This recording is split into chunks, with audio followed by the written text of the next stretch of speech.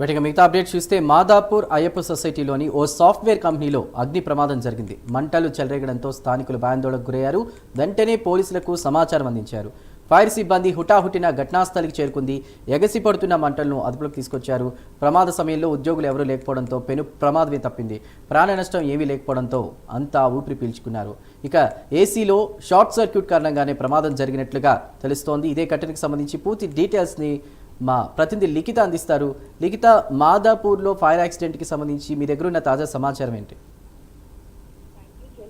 ఇప్పటికే మాదాపూర్ అయ్యప్ప సొసైటీలోనైతే ఓ సాఫ్ట్వేర్ కంపెనీలో ఉదయం షార్ట్ సర్క్యూట్ జరిగినట్లుగానైతే తెలుస్తుంది. ఆ సమయంలో ఈ యొక్క కంపెనీలో ఎవరు లేకపోవడంతో అయితే ప్రాణ నష్టం అనేది ఏమి జరగలేదు. కానీ అయినప్పటికీ కూడా ఆస్తి నష్టం భారీగా జరిగినట్లుగానైతే తెలుస్తుంది.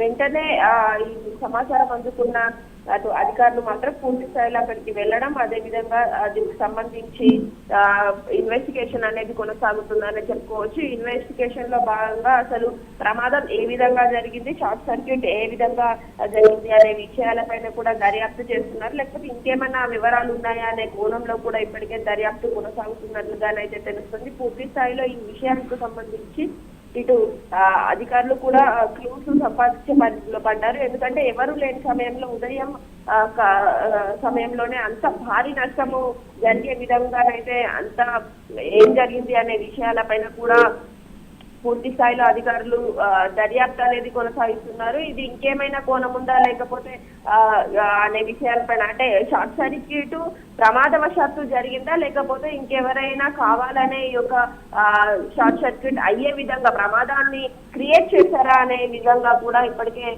అధికారులు దర్యాప్తు కొనసాగిస్తున్నారని చెప్పుకోవచ్చు. పూర్తి స్థాయిలో దీనికి సంబంధించి అయితే ఎవరికి ఎలాంటి నష్టం జరగలేదు, కానీ ఆస్తి నష్టం జరగడంతో దీనికి సంబంధించి ఇప్పటికే అధికారులు దర్యాప్తు అనేది కొనసాగిస్తున్నారు. Chandu, right Likhita, thank you for the updates.